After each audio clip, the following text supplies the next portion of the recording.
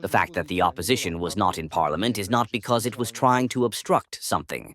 The opposition knew very well that there were 79 deputies in the plenary. And if some of them voted differently, then 79 is still 79, we would essentially need 40 votes to approve the consolidation. The opposition fled.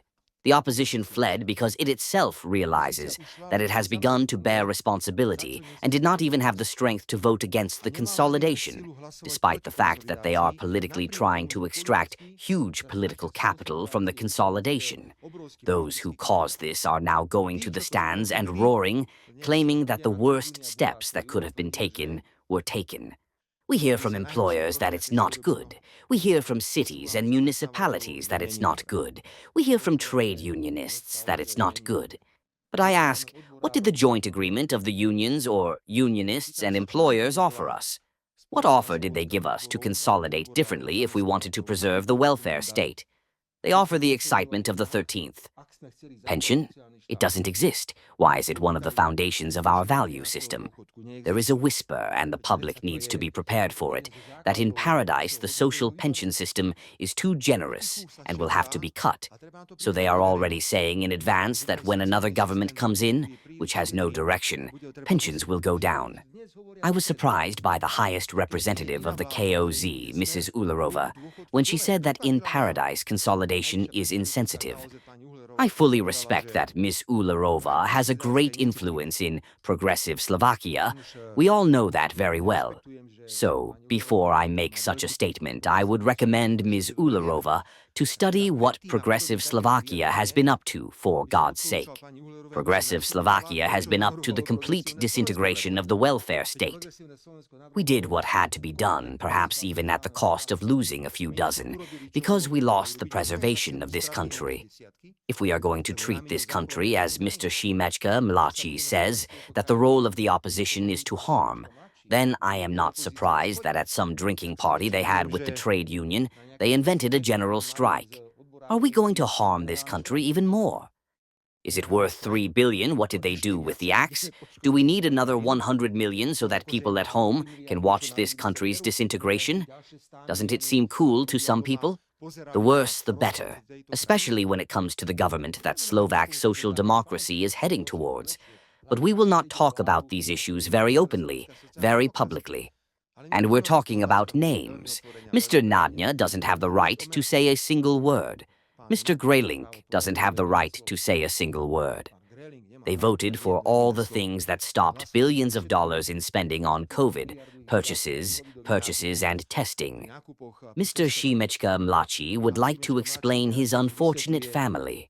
We haven't had such a family of parasites here in the entire period of Slovak political history. As we have it here, as we see it. We have the courage, and let's reform the political system on the basis of free democratic parliamentary elections. Let's reform, which will mean that free democratic parliamentary elections will lead to a smaller number of political parties in parliament, easier formation of coalitions, and greater stability. Because if fools and half-fools are to regularly occupy hundreds of seats, not only in parliament but sometimes in the government, then the country will suffer immensely. Everyone says they would do the energy aid differently. Okay, we went to almost 90% of Slovak households, and it will cost us 435 million euros. And they claim that with energy aid, they would find the means to consolidate public finances.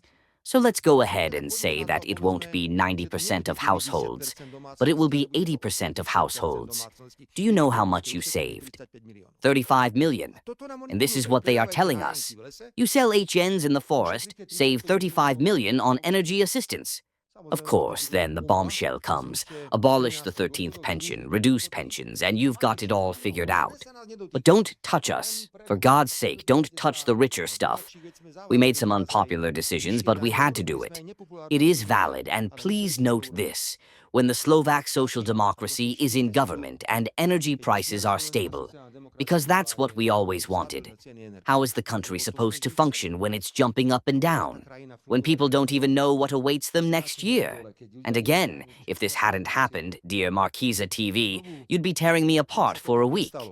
I'm talking now about the press conference of the Democrats, who chose 1 month in the Czech Republic and announced to all of Slovakia that gas in the Czech Republic is lascivious than in Slovakia. Everyone was having a great time.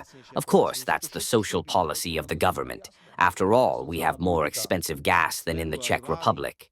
You are happily making it all crazy. That's why it turns out to be a simple lie, because the Czechs don't have a regulator. Prices jump every month. What matters is how much you pay for the first show of the year. Marquisa television lives off demonstrations because they are there 2 hours before the demonstrations start. And when a demonstration is going to happen, they advertise the demonstration a week in advance. When we didn't demonstrate with the presidential office, what did they say about us being stinky? No, we were desolate with clashes.